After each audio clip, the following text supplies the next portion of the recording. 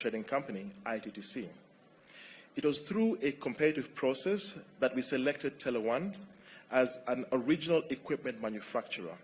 They are represented here today by the Chief Executive, Mr. Ran Hao Lin. Where's Ran Hao? Mr. Ran Hao Lin, who was flown in from China to be here for this event. The 12 months have seen the joint venture partners undertake a collaborative and intricate process from the design of the factory, reviewing device specifications, legal and legislative reviews, the procurement of equipment, the hiring and training of over 300 Kenyans, some of whom, Your Excellency, you met during the tour, the construction and engineering works, all needed to bring this factory to life. Your Excellency, your government has been very supportive throughout the execution of this vision. The Cabinet Secretary for ICT and Digital Economy, Eliud Awalo, his senior team, as well as seniors from the Communications Authority, have visited this site many times. Though I do suspect that when CS Awalo first came here on the 28th of June and found 6 large empty warehouses, he may have had some concerns about whether or not we'd be able to deliver the project. In addition to the ICT Ministry, this project has been made possible with support of many partners. The county government of Machakos, represented here by the governor, I believe, supported us with permits and improvements on the road.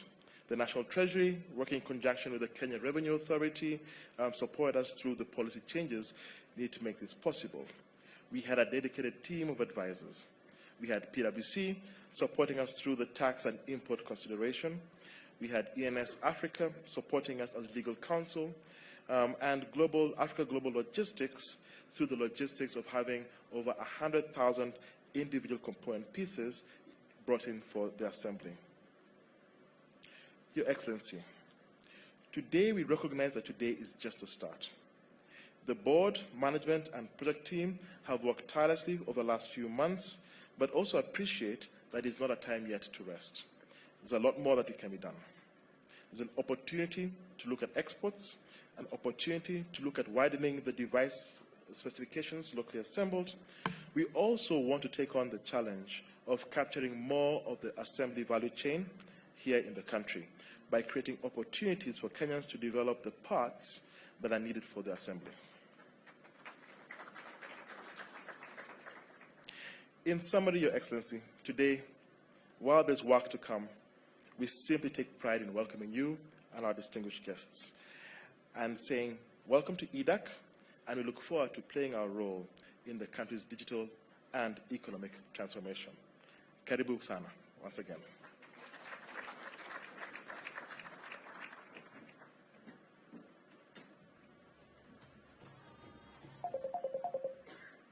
Thank you very much, sir. And with your permission, Your Excellency, at this point, I would like now to invite the CEO of Safaricom, Mr. Peter Ndegwa, to also make some remarks. Welcome, sir.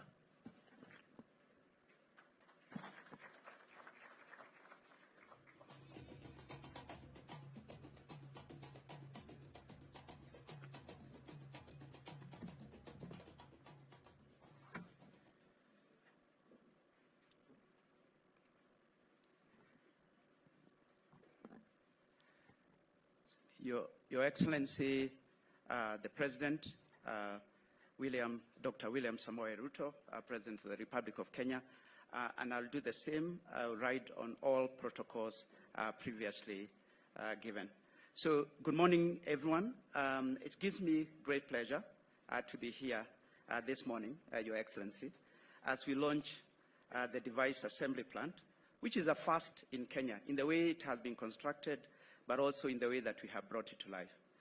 Mobile technology has come a long way since the early 2000s. With the current high mobile penetration of all devices, all kinds of devices, it's hard to imagine a life without one. We have all witnessed and experienced at a personal level, also at a society level, the transformative power of the mobile phone. However, and that's why we are here, Your Excellency, access to 4G devices, in particular smartphones, that allow individuals to take full advantage of the internet, still remains considerably low. most Kenyans, estimated at more than 60%, are still using feature phones, the Mlikamwizi type. This is why we are here today, to change this narrative. As Safaricom, we are about transforming lives, but partnerships are the foundation of the way that we have operated in our past, and that's why we have been successful. We always seek to foster an environment of collaboration to meet the changing needs, expanding customer needs, but also addressing societal challenges. So this partnership with local mobile operators and international device manufacturers is a step in accelerating access to high-quality 4G devices across the country. And this factory can be anywhere in the world, so we are delighted that it is here in Kenya. So our aim in Safaricom is to connect, because of being a mobile operator, up to 20 million customers, or more than 20 million customers, with 4G-enabled devices by 2025. I thought I would have a louder clap for that. We are also here in support of the government digitization agenda, Your Excellency. And we know that that cannot be successful if we do not have smartphones. We believe the smartphone in everyone's hand will act as the pathway to accessing government services and also endless possibilities on the internet.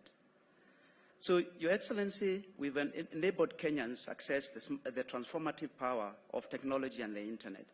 In partnership with Google, which is what I was explaining to you earlier, we offer affordable smartphones payable in installments on a pay-as-you-go basis, which we call Lipa Mdogo Mdogo. And our intention is that, having now started to produce local devices, we will start to undertake pay-as-you-go financing for those who will start buying the local devices.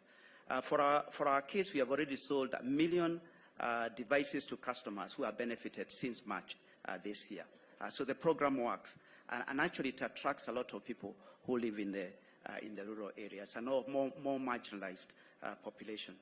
We have since expanded this initiative and partnered with other manufacturers to include more smartphones, and we will continue to do that, especially now that we are having local devices.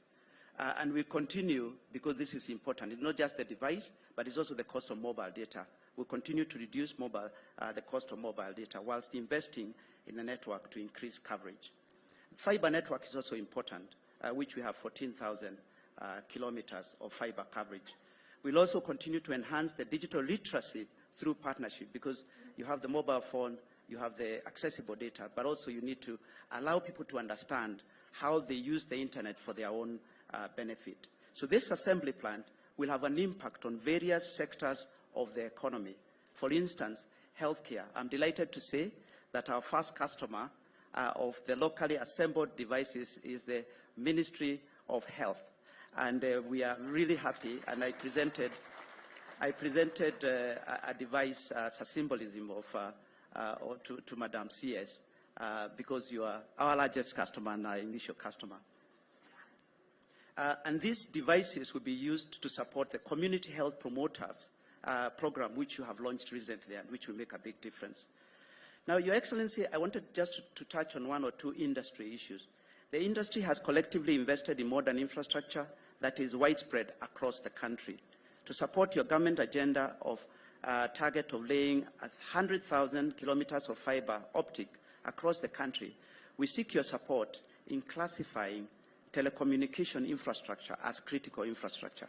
Today, one of the biggest reasons, I knew that will receive a lot of clap because the audience has a lot of people who work in this industry. Today, most of the network, a large proportion of the network issues we have is because of fiber cuts, especially during road construction. And also when people are constructing new buildings, whether they are commercial or residential, they will put water, they will put access to water and power, but not give access to fiber. So you have to come and do a lot of work post that. So there's a lot of work to be able to allow fiber communication infrastructure to be seen as a core part of the future. So I call on your support in this instance.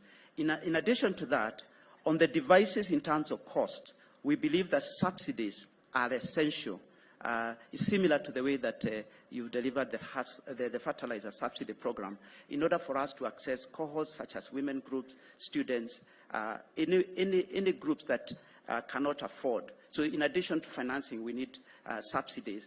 And we know countries like Rwanda are already doing $20 per phone in terms of subsidy. So we will look and work with others, including development partners and private sector players, to support the subsidy agenda, to be able to ensure that no one is left behind. So in conclusion, Safaricom recognizes that technology has the tremendous potential to unlock Kenyans' economic growth, solve society issues, and deepen digital and financial inclusion. We'll continue to collaborate with the government towards projects and initiatives that serve and transform the lives of Kenyans. As I conclude, I want to take opportunity, just like Michael has done, to recognize the efforts of all partners who have been involved in this process today that has led in delivering the first of its kind device assembly plant in Kenya. It is such partnership that will create the opportunities for economic development, leading to improved quality of life.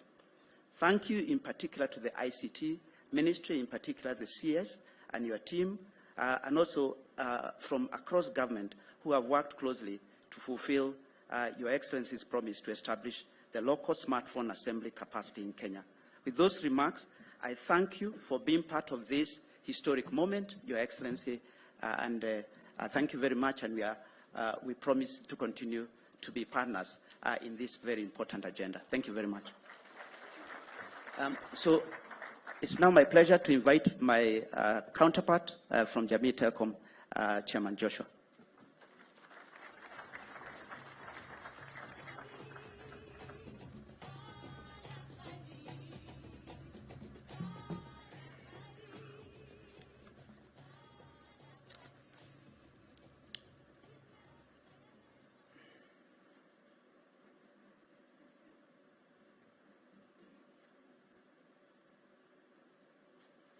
Your Excellency, the President of the Republic of Kenya and Commander-in-Chief of the Defense Forces, Dr. William Samoei Ruto, riding on the protocol already observed, ladies and gentlemen, I'm here. Before I start my speech, let me tell you the story so that, for record purposes, because it's an opportunity for you to understand how ideas can work, ideas at work. One afternoon, in the year of the Lord 2022, I invited my friend Peter for a cup of kienyeji tea, locally brewed tea. And we sat down and had various discussions, social issues, industry issues. And in part of the industry issue, we discuss ourselves and say we need to look at ourselves inwardly as a country. And particularly ourselves, because we are in a well-placed position as industry leaders to discuss the challenges and solutions that can change and accelerate adaptation of ICT services in the country. We discussed very well. It was a big debate. Luckily enough, we had empirical data. And we finalized and say we need a partner in government. So we were lucky enough to approach His Excellency the President to have a conversation with him on the challenges we face as an industry. And he was courteous enough to be able to give us an appointment one morning, Sunday morning, before his official trip to France. And we were there at 7 o'clock. We sat down with him. We explained the process. And in the process, we agreed that he said, we'll support the government, we'll support you guys. And we kept on discussing vitu matatu. Affordable smartphone, affordable smartphone, affordable smartphone. Ama inaitwa mambo matatu, lakini yetu nilikuwa vitu vitatu. So, Your Excellency, and I think what your leadership, we must congratulate you and thank you for supporting us and believing in us. Your believing in us gives us confidence to think differently as we look at solutions of how we can enable this country. I think nimaja story kidogo sasa, let me go to the written speech. Today marks a transformative moment for Kenya an inflection point in our journey to become a digitally empowered economy. As we unveil our local assembled smartphone, we stand at the cusp of an exciting new era, one that promises unparalleled digital opportunities for Kenyans, for all Kenyans. It would be remiss for me not to acknowledge the invaluable role played by His Excellency the President, his forward-thinking government. Their vision, dedication, and unwavering commitments have been the bedrock upon which this initiative was built. Through favorable, timely intervention and astute policy decision, the government has created an environment where ideas like our affordable smartphone device initiative can thrive. These actions echoes a profound understanding that technology is not more than just a tool, but it's a vehicle for progress, a pathway to a brighter future. We embarked on this journey with a clear vision to democratize data and make the dream of digital transformation realizable for every Kenyan, especially considering that today over 60% of mobile subscribers are 2G. And I will give facts. We have 66 million SIM cards. But when some of you have 2-3 SIM cards for other reason or the other, but averagely it is 2. So we have persons, 33 million, who has a phone. So out of that, 60% of it is Mulika Mwizi, has been Ndegwa as a reference. And so with immense pride, I can say that we are one step closer to that dream. But it's not just about the device, it's about unlocking potential, bridging the digital divide and fostering an inclusion. It's about ensuring that Kenya, irrespective of the economical standing, can access the digital world and the merit opportunity it presents. Power mukononi. EDAC has an installed capacity of producing around 3 million smartphones per year. And I want to assure you, Your Excellency, that not only that we have the capacity to produce the smartphones, 3 million smartphones, with capacity to expand, but we have also capacity to produce routers, wireless access point of sale device, POS, those are POS, tablets, smart meters both for electricity and water, laptops, and many other digital devices. We have that capacity. With flexibility to multiply the capacity, the production capacity, we have ability to meet not only our local demand, but position Kenya as an export to the greater East Africa region. This is the second successful consortium initiative. One first consortium initiative was the issue of the undersea cable. When we walked down in 2009 in partnership with government and all operators, including Telecom Kenya, Safaricom, JTL, Liquid, and which other company there? I think those are the major companies which were there. And we able to create a project with ET Salat of United Emirates. We're able to conceptualize a project on an undersea cable. And today, everybody is bringing undersea cable, but the insurance for the Republic is the Teams cable. Your Excellency, the other thing that I want to mention is that recently I saw you visiting Congo Brazzaville. Nataka hata kidogo ukienda huku upeange sawadi, give out sawadi your phones. We make sure that you constantly supply you. Ndio ukionyesha hao unasema ukiona hii ni mzuri, I will show you the place pole pole. I know you are our biggest marketer, Your Excellency. And I believe in you that you will be able to help us. The ripple effect of this initiative are boundless, from e-learning to telemedicine, from online business to digital banking, e-government services. This smartphone will empower individuals, invigorate business, inject fresh momentum in our national digital transformation strategies. We are also creating employment and positively impacting the community. We forge ahead to create this reality. We must be cognizant of the threat of cheap illegal imports, the potential to slow down or reverse the gains we strive for. We appeal to the government through the relevant government agencies to help us seal the loopholes that allows for entry of these devices into our market. We must deal with this threat very decisively for us to realize the full benefit of this venture. Your Excellency, unajua tunasikia, we listen to its stories. We have been told some come to some countries. I don't want to be specific to the country. And they do panya routes. And they paid around, by phone, 50 cents US dollars without avoiding paying duty. It is very unfortunate. And we are willing as an industry to work together with relevant authorities to see whether we can adapt a technological approach or we can work with information system, because at the end of the day is that we have ability in our networks to identify the IME number of the devices. So we can really work together with KRA and the Ministry of ICT to be able to develop a long-lasting solution so that we can close these panya routes. Allow me, Your Excellency, before I reach the conclusion, to take also this opportunity to thank all our service providers who has worked very hard, including the main contractors. I might not be able to name them, our employees, the technical team led by Mutiga and Cyrus, Sam, and Caro, and the legal team, the whole team, in behalf of, and the entire board for working day and night to make sure that we are able to have a factory ready for you to open today.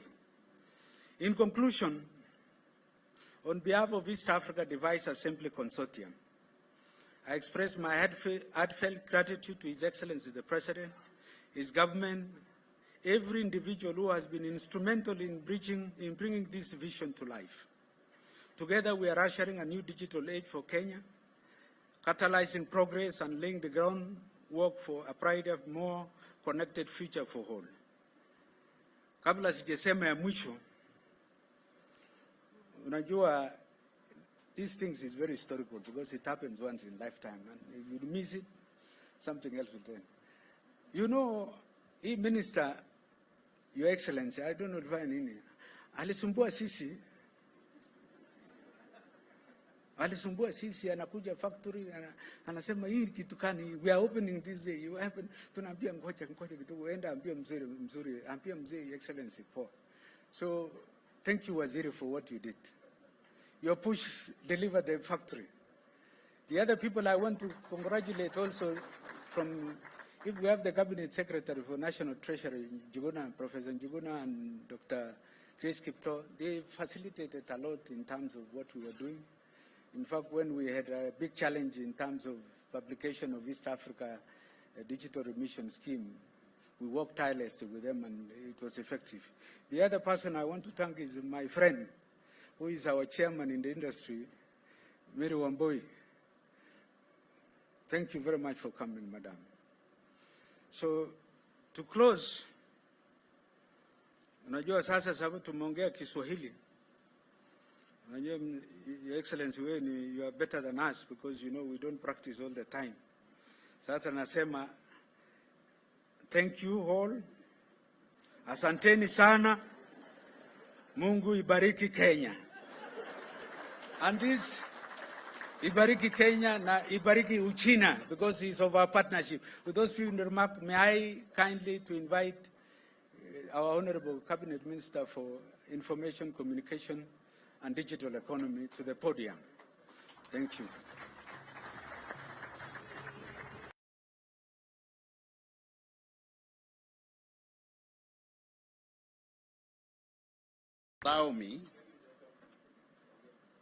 Allow me to invite my cabinet colleague, Susan Nakumicha, CS Health, to say something because she's an integral stakeholder in the rollout of these affordable digital devices. Karibu.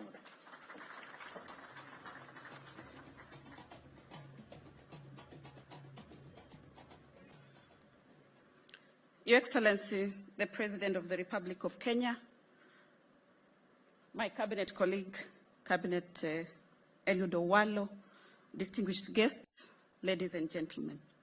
It is my pleasure to join you today in this momentous occasion for EDAC. And I stand before you as the first customer of EDAC. Your Excellency, allow me to demonstrate that before we got this gadget previously, our community health promoters used to walk around with a bag with these registers. I have carried 2 because I was not able to carry the 5 that they used to carry. Now, this 5, Your Excellency, has been reduced to this gadget. I am the most happiest on this day. Your Excellency, each of these registers used to record different information. Now, this gadget, we have an application called EKIS that is carrying all the information that used to be collected in these 5 registers. This is transformative, not just for the country, not just for the Ministry of Health, but for the world, I believe. Your Excellency, having acquired these gadgets locally, we were able to go around. You know, our procurement rules, Your Excellency, it would take forever for the ministry to procure 100,000 gadgets. But working together with Safaricom, in less than 2 months, we were able to get these gadgets. And that is the benefit of working with locally assembled products. Your Excellency, we were able to cut down on the costs. From what we were getting in the open market, we were able to cut down by about 30%. So we had value for money, Your Excellency. But for me, Your Excellency, the most important that we achieved from buying locally assembled products. If we had gone to the open market, there are some things that we would not have been able to put on this phone. For example, it wouldn't have come with our application. But now, these phones are being delivered to us with the application that is specifically for healthcare, the EKIS application, Your Excellency. As if that is not enough, we are working together with our partner Safaricom to ensure that these gadgets are geofenced, so that then the community health promoters are able to work within the area that they have been allocated, and they are able to serve the households. Your Excellency, it used to take forever for the information from the registers to be passed from one level of service point to the national level. But with them collecting data on this gadget, Your Excellency, each day at the ministry level, we are able to see what each community health promoter has done. This is a game changer for the Ministry of Health, and I want to thank Safaricom for the continued partnership. I'm told in marketing, I believe it's one of the biggest costs for Safaricom. But now you have 100,000 marketers. I believe as a ministry, we should be able to benefit with something from Safaricom for being the marketing agents for Safaricom. With those few remarks, thank you very much, Your Excellency, and congratulations to IDAC. Thank you. Thank you very much, Waziri. So, Your Excellency, all protocols observed, today is a great day for this country. It's a great day for this country, Your Excellency, because of your dream of getting affordable devices to facilitate inclusivity in the digitalization agenda has been achieved. I remember one time earlier on in the tenure of your government, Your Excellency, when you tasked us to oversee operationalization of your digital superhighway agenda. I asked you where we are going to get the money from to roll out these programs. And your answer is very simple, that Eliud, you don't need money, because as government, our role is not to compete with the private sector in business. The business of government is not to compete with the private sector, but to create an enabling policy, legal, and regulatory framework for the private sector to thrive. And based on that guidance, Your Excellency, we have worked through and through with the private sector in partnership to roll out our digital transformation agenda. When it comes to fiber, rollout of the 100,000 kilometers of fiber, we have worked with the private sector. Digitalization of government services, we have worked with the private sector. Rollout of the free Wi-Fi hotspots, we are now in partnership with private sector ISP service providers. So I want to thank you for that guidance, close monitoring, and tutelage, without which we would not have gotten this far. In pursuit of this digitalization agenda, Your Excellency, there has been a missing gap. The missing gap has been the device. Connectivity is only meaningful if there is universal access, Your Excellency. And in this regard, I want to thank most sincerely EDAC for helping us as government to close the gap so that we can at long last have affordable smartphone devices in the hands of the wider Kenyan population. In the same vein, Your Excellency, I want to most sincerely thank you because as far as this digitalization agenda is concerned, you have led from the front. This is a major change program in government, Your Excellency. And anytime you are introducing change, people will always be resistant. Had it not been for your persistence and leadership, transformational leadership, we would not have gotten this far as our digitalization agenda is concerned. And for that, as a ministry, we owe you a great debt of gratitude. May I also, with your permission, Your Excellency, just recognize the invaluable input of a few individuals with whom we have worked very closely in pushing this agenda. I want to mention PS Engineer John Tandui. He has been a key cog in our digitalization agenda. In the same vein, allow me to mention PS Bitok. Without consultations and partnership with the Ministry of Interior through the State Department that PS Bitok heads, we would not have made much progress in our digitalization agenda, Your Excellency. I also want to mention PS Professor Edward Kisangani and all the CEOs under his ministry, especially the Communications Authority of Kenya, under able leadership of the chair here, Mary Wambui. She has also helped us facilitate an enabling framework from a regulatory perspective as far as the telecommunication sector is concerned. With those many remarks, Your Excellency, it is my distinguished honor and privilege to invite you to come and talk to the congregation. Thank you very much. Let's all be upstanding.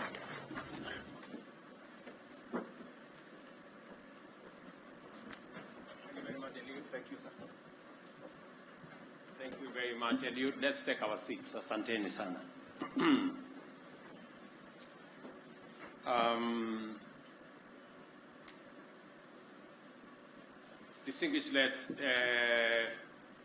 Distinguished leaders, ladies and gentlemen, good morning. Yeah, good afternoon, actually. You've just crossed the line. Let me first say how happy and grateful I am that today we are here in Mavoko on this very important occasion. Let me confirm that actually one Sunday, 11 months ago, I had a conversation in the morning with two gentlemen, Peter Ndegwa and Joshua Chepkony, on the big subject that we had all canvassed during the election about the digital space in our country, what technology would do, and how we can work together. They told me, Mr. President, all you have said is very good, but you will have one challenge, that this digitalization and digitization and technology journey has the challenge of the number of people who have smartphones. And they told me, unless you sort out the question of smartphones, and not just the availability, but the affordability of the smartphone, you will continue to experience challenges in that space. And they told me they would do something about it, but they needed the support of government. And I did promise them then that because it was my priority agenda to make sure that every Kenyan has an opportunity to interact with technology and to benefit from the journey of digitization, that I would go out of my way. I did request them to invest. And thank you, gentlemen, for investing. That is the power of the private sector. But I told them, as they invest, as government, we're going to play our role. We're going to make sure that there is a fiscal environment, a business environment that supports investment. We did work with the Treasury, both on the local fiscal requirements and even the East African ones, as Joshua has said. And on top of that, I told them I will do the two things. I will make sure that government policy is supportive, and I also promise them that government will lead the way in being a market for your product. I am very proud that, gentlemen, you can confirm that I have kept my part of the bargain. I not only have provided the policy environment and necessary incentive for you to invest, but as my CS Health has said, we became the first customer, and we have bought from you 100,000 tablets that will be used by our community health promoters.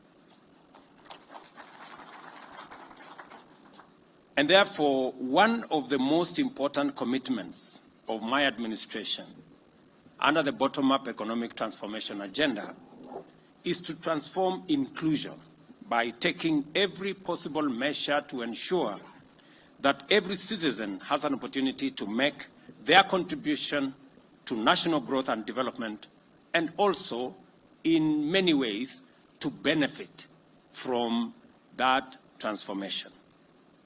Accordingly, the plan has laid down the strategic framework of Kenyans to pursue their livelihoods and vocations more profitably and to access highly improved government services more conveniently and more affordably.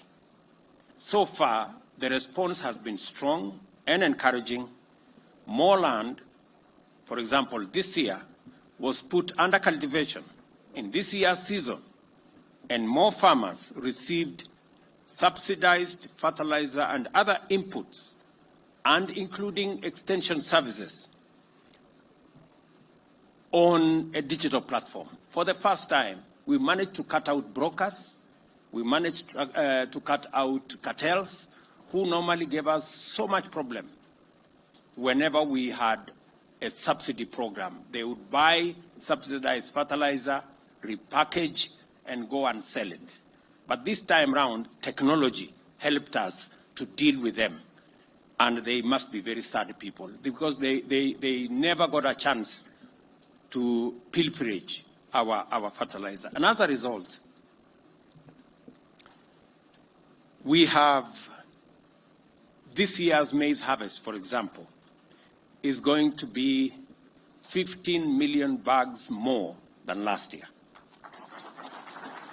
Similarly, millions of hustlers have been able to register with the Hustler Financial Inclusion Fund and received affordable credit that is not necessarily secured by anything other than their ability and their credit rating in terms of how they pay. And they can now grow their credits, grow their businesses, and meet other financial needs. At the same time, we are now able to provide Kenyan learners all the way from early childhood development and education stage to the tertiary levels of university, various colleges and institutes, as well as technical and vocational education and training, with financial support and capitation in order to improve the quality of facilities, provide more teachers, improve the curriculum, and make education affordable in our institutions of learning. I was having a conversation with CS Machogu on the applications that now are online for all our children who are, all our students who are going to our TVETs and our universities. We had to work with the technology providers to make sure that it expanded the capacity for the hundreds of thousands of learners who are applying. And I am very confident and I'm very happy that technology has made many things easy, affordable, efficient, transparent, and accountable. Our universal health coverage, as was said ably by CS here, is off to a very brilliant start with the recent launch of the Community Health Promoter System, which will provide preventive and promotive health services at the grassroots countrywide and facilitate diagnostic and early detection of conditions requiring curative attention to Kenyans from the comfort of their homes and in all instances free of charge. All these interventions have made unprecedented progress in expanding inclusion, enabling previously marginalized groups and households who are typically the most vulnerable and in need of these opportunities, both in terms of participation and contribution, as well as receiving support and benefits. More households are now involved in gainful economic activity in various sectors. And as the bottom-up economic transformation agenda gets underway properly, this positive change will begin to demonstrate manifest progress. If what CS Nakumicha is anything to go by, we are shedding off a lot of baggage and a lot of unnecessary paperwork and a lot of cumbersome processes and making it simpler because of the benefit of technology and because of digitization. The provision of various services and opportunities to Kenyans has relied on finding the most efficient means of expanding access and enhancing inclusion, devising the best modalities of guaranteeing security and reliability, and formulating the most effective instruments of evaluating the nature and extent of need and fixing it using technology, digitization, and building of networks.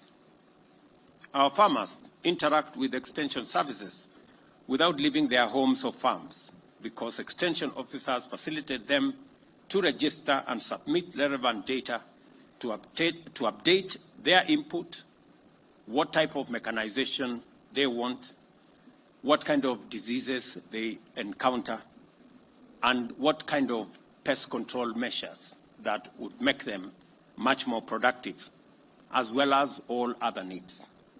Similarly, the National Education Management Information System constantly updates relevant information about every learner and their socioeconomic background to ensure that the means testing instruments remain accurate and reliable in determining the learner's level of financial and other needs. The Hustler Fund has been able to serve millions of Kenyans from all walks of life, especially and consistently and conveniently and repeatedly lending billions of shillings in unsecured loans and recovering it without need for drastic, expensive, or time-consuming procedures. We are going to celebrate a 1-year anniversary of the Hustler Fund shortly, maybe next month. And we have wonderful stories. In fact, I had an occasion last week. You can see my hair is newly shaved. So my barber came to do some work on what is left of my hair. And in the process, he asked me, Mr. President, you know, my savings on the Hustler Fund is now 5,600.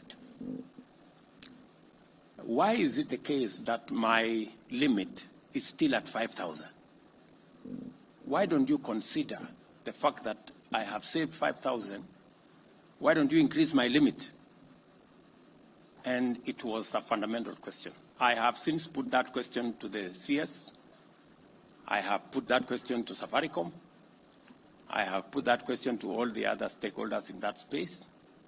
because we need to answer that gentleman, because the next time he comes to visit me, I need to have answers for him. I was very honest with him. I didn't have an answer at that point.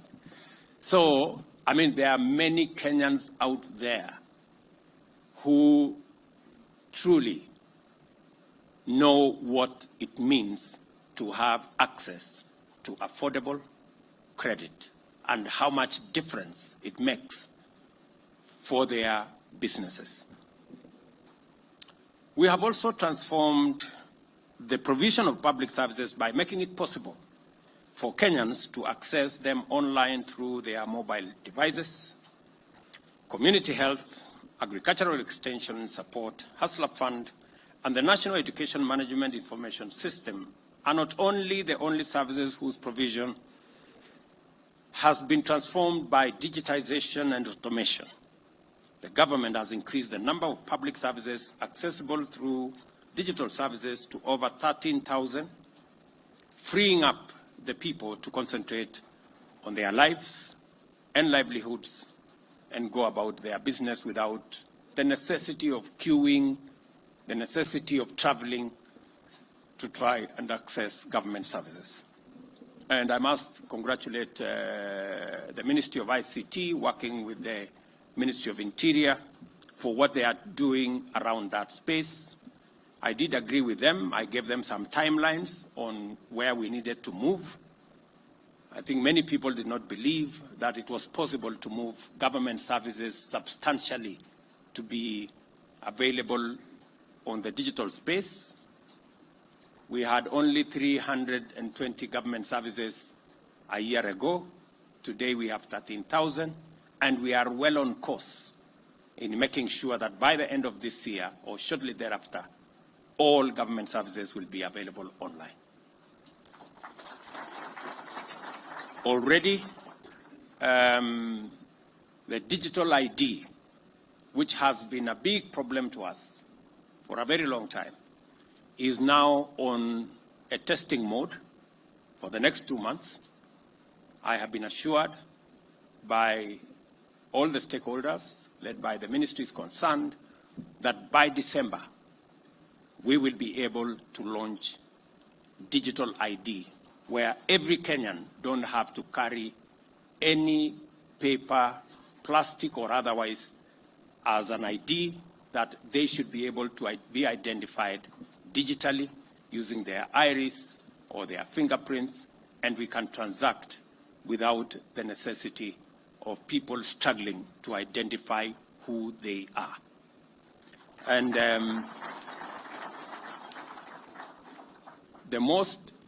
the proudest part of it is that we don't have to spend the billions that we have spent on all the other manenos, as all of you know. We recognize that this digital transformation will be sustained by significantly reducing the cost of digital access throughout the country. This is why our digital superhighway strategy is critical for national socio-economic transformation. And in the first instance, we want Kenyans to access services efficiently through fast, secure, and affordable digital connectivity from the comfort of their homes and households. Secondly, we want more Kenyans to access opportunities to develop careers in the digital technology space by having the chance to innovate, research, develop, and collaborate even when they are based back home in the village or any mtaa for that matter. Thirdly, it is time to usher in Kenyans in their millions fully into the promise and possibilities of the local, regional, and global digital economy. The establishment of last-mile fiber optic and local connectivity infrastructure, as well as the development of grassroots digital hubs, go a long way towards enriching the Kenyan experience of a transformed government services and digital economy. We are aware that the cost of smart devices remain prohibitive for many, and that as a result constitute a significant barrier to universal inclusion and access to various services and opportunities that are intended to be freely available otherwise.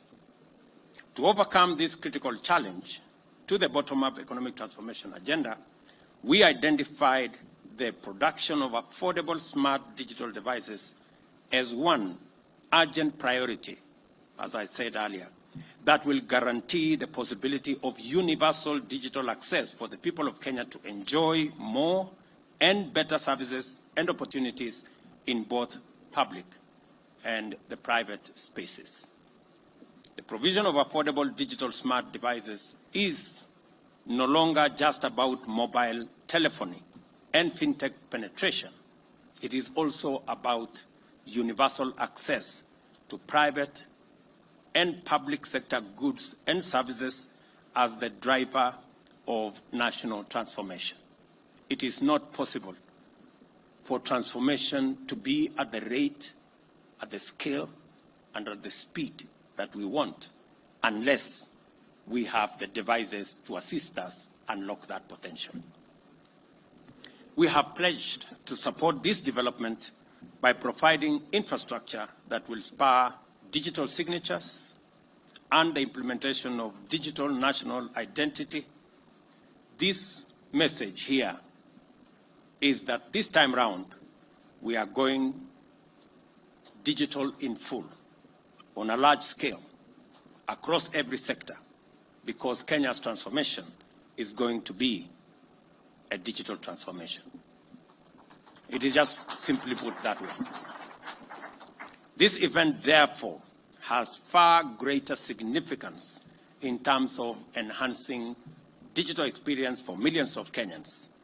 The launch of a locally assembled smart device is a brilliant milestone in and of itself, but its broader implications for both public and private sector efficiency, integrity, and security that will bring out its significance in full is what we are waiting to experience.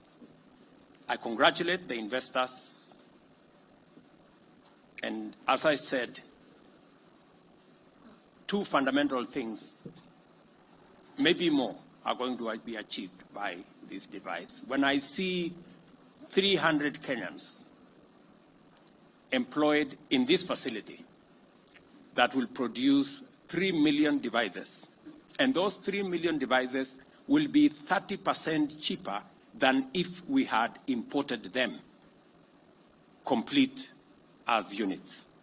So we have the benefit of jobs for our young people, and we have the benefit of a much more affordable product.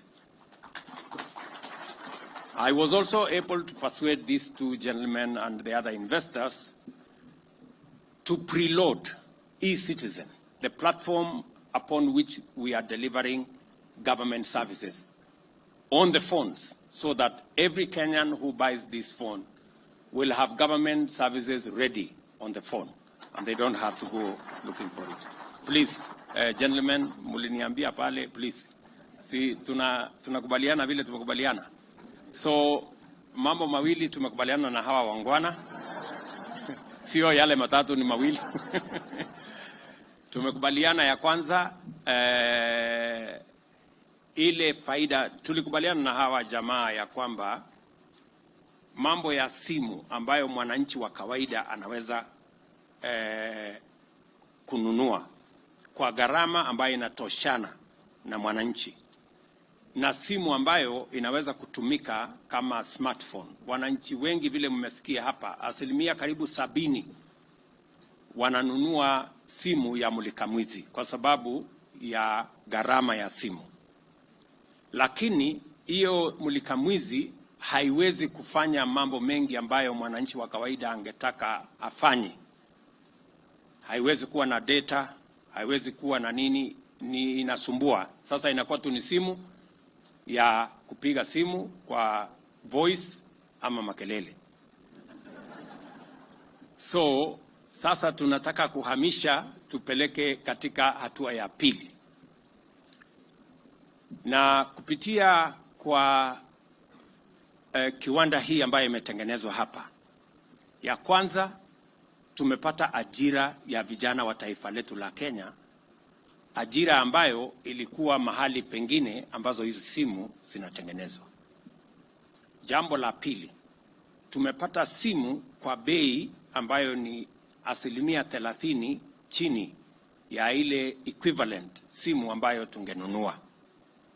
Ya tatu, sasa tunaweza kucustomize hii simu. Nimesema hii simu ambayo sasa tumelaunch leo ni smartphone. Bei yake vile niliwaeleza wa Kenya ni $50. Nilikuwa nimebagain na hawa jamaa $40, wameniambia lazima iwe $50 kwa sababu wameweka data pia huko ndani. Kwa sababu wananiambia hii simu smartphone haitakuwa ya faida kama uko na simu ambaye kazi yake tu ni wewe kupiga makelele ya voice.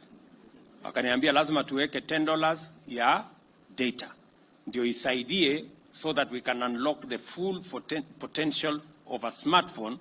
It's good to have the phone, but it's also better if you have it with the data that is going to support the usability of this phone, because it's not just a phone like Mulikamwizi where you make voice calls.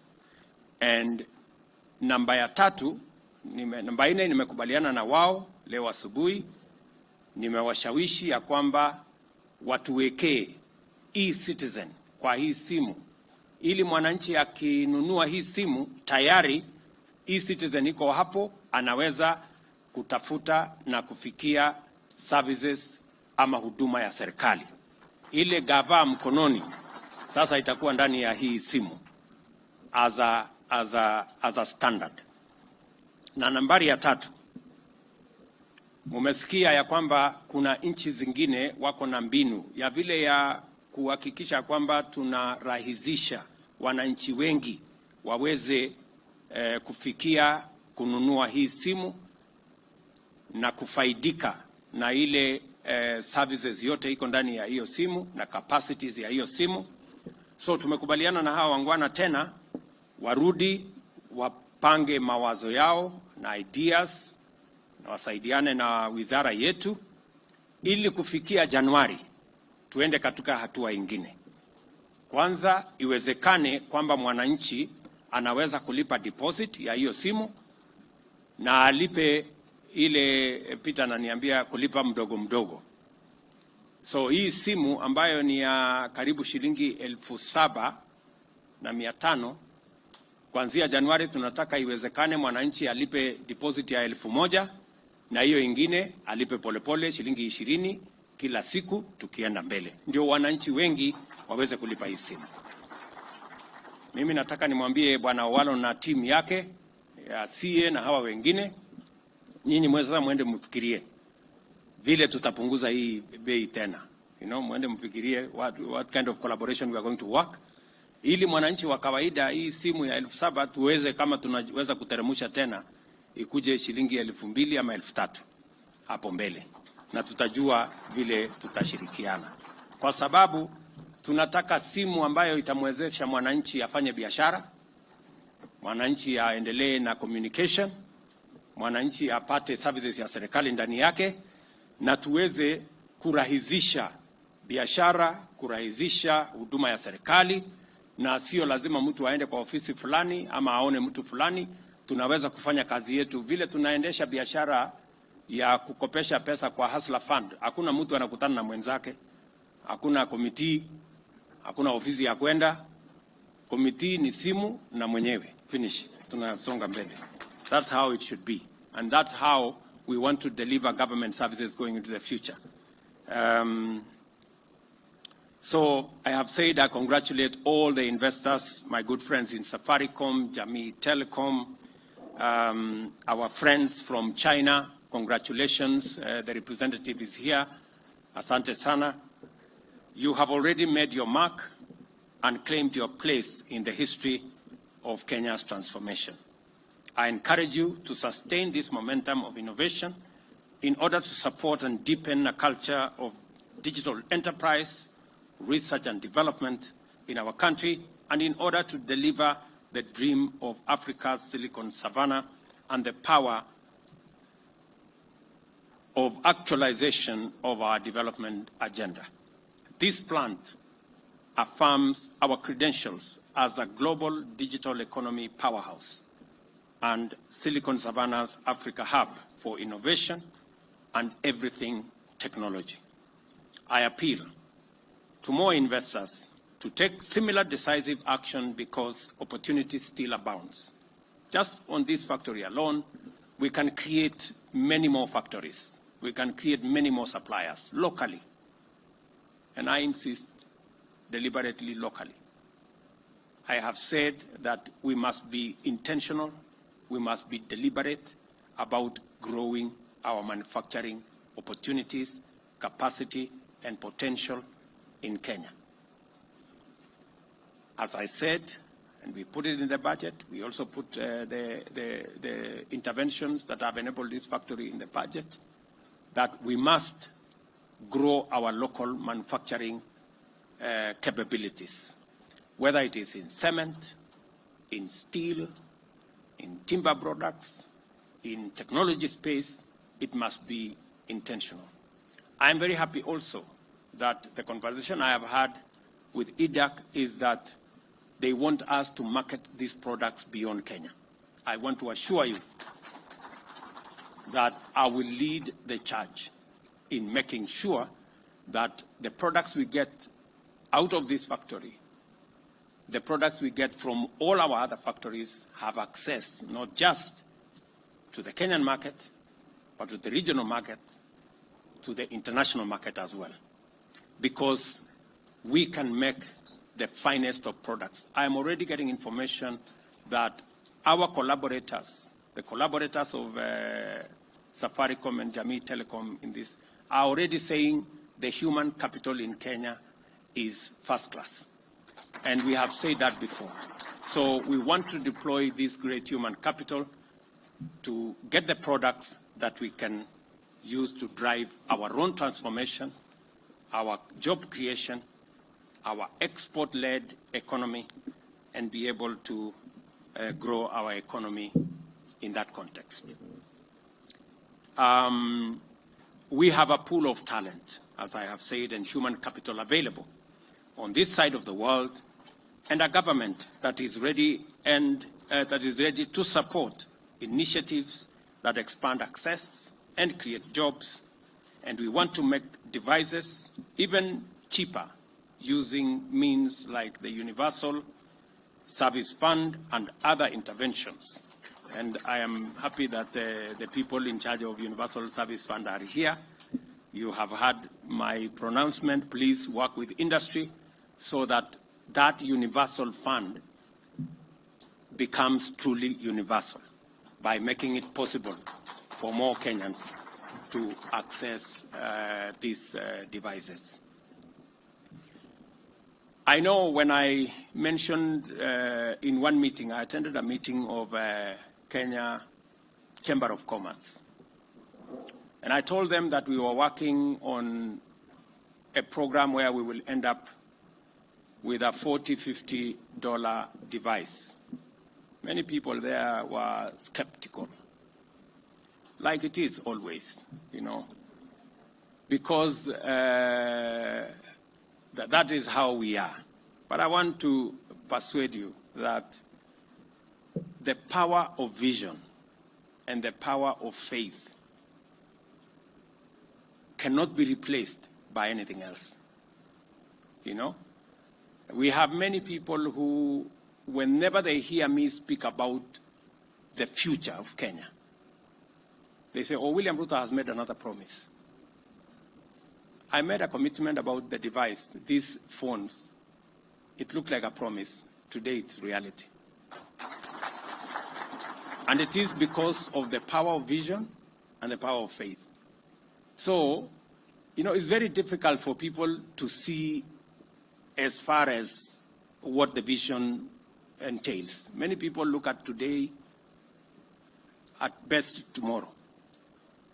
Yeah? And that is how we have so many Thomases in between. Who, you remember the story of Jesus and the people who had told him, oh, Jesus, you know, has risen from the dead.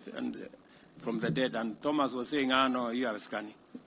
Let me, huyo mtu ati mnasema ati ule tu alikuwa amechomwa na mkuki ati ameamuka. Hebu niguze mahali alikuwa amechomwa. You know, so that's where we are. But I want to promise you, the same way Jesus rose, we are going to take this country to the next level. And that is the power of having a vision and driving our country, knowing very well that even in the context of where we are, we must never be distracted by the challenges that we have. We must see them as an encouragement to where we want to get as a nation, because we must get there. Kenya is a great nation. Kenya is a great country, a country of tremendous potential. And this time round, we must get it right. And we must take Kenya wherever we want it. And we are going to make the decisions, however difficult, that will take Kenya where we all want. Because when I listen to Kenyans, they know where this country should be. The only problem we have is sometimes we don't have the courage to make the decisions that will take us there. When the president of Singapore visited us, and we all celebrate Singapore, we say, you know, Singapore is a great country, almost 90% of their population, everybody has a house. It is moved from, it was the same category as Kenya a few years ago. Today, it is in the first world. When I spoke to the president of Singapore, he told me they made very difficult decisions. In fact, the minister who was in charge of their housing program, the program they are very proud of today, their signature program globally of housing, the minister hanged himself when he made the wrong decision.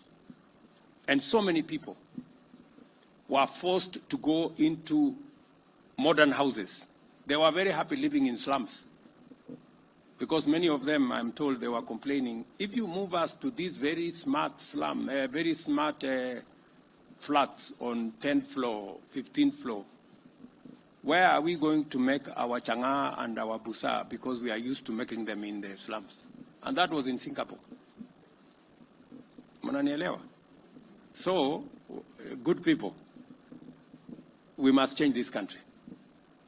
I don't think we have another option. Yeah? And the young people who are pushing us, we have millions of Kenyans, talented, hardworking, educated. They are looking for opportunity. We cannot postpone their future. We must make the decisions now to enable them get the opportunities tomorrow. And I promise you one thing.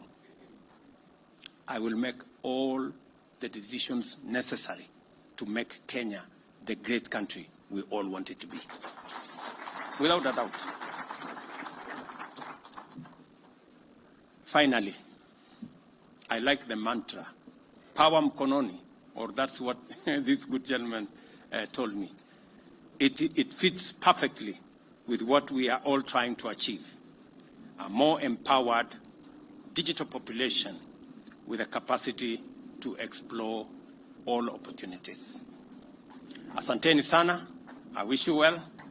And even to my media guys, my friends, the good people who write many stories about me and all the other stories, and they are very good people because they are creative, they are innovative, you know, in what they do.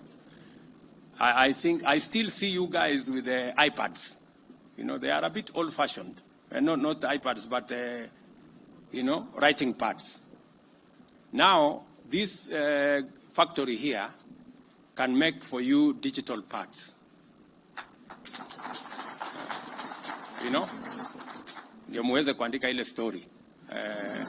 Digital pads. And muendelee kuandika tu story. This is good. It is okay. It's good for us. That's what society is made of. And you will never hear me complaining about your stories. Write them. Ile ya ukweli tutaendelea kusoma. Ile ambayo iko na maneno imeongezwa kachumbari tutasoma pia. Lakini we will stay focused because we must take the country where we all want it to be. And they are also making a contribution towards keeping us on the straight and narrow. Ile kitu tu mnawauliza kwa sababu sasa tumewatengenezea factory hapa itawapatia digital hub, digital pads. Hata mimi mnikumbuke wakati mna tangaza dividends kwa mwisho wa mwaka, hata mimi nitumie kidogo. At least nimewapangia kakitu, si ndio? So because we need a whole of society approach, and we must, this is our society, and every part of our society matters in making us a wholesome nation.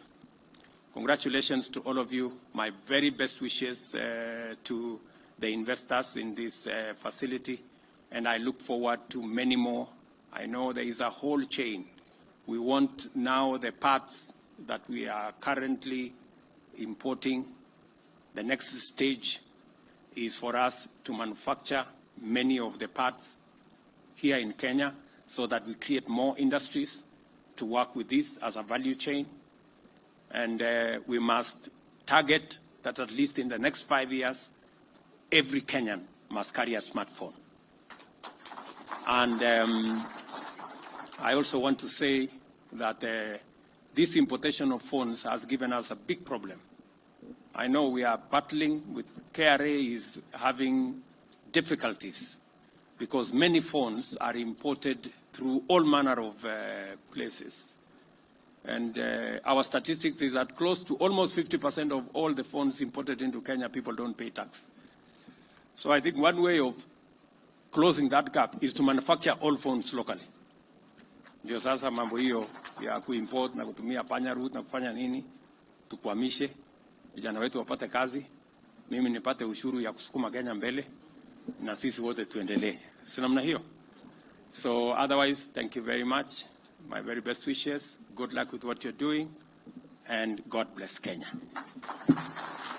A round of applause for His Excellency the President. Thank you very much, Your Excellency, for your remarks.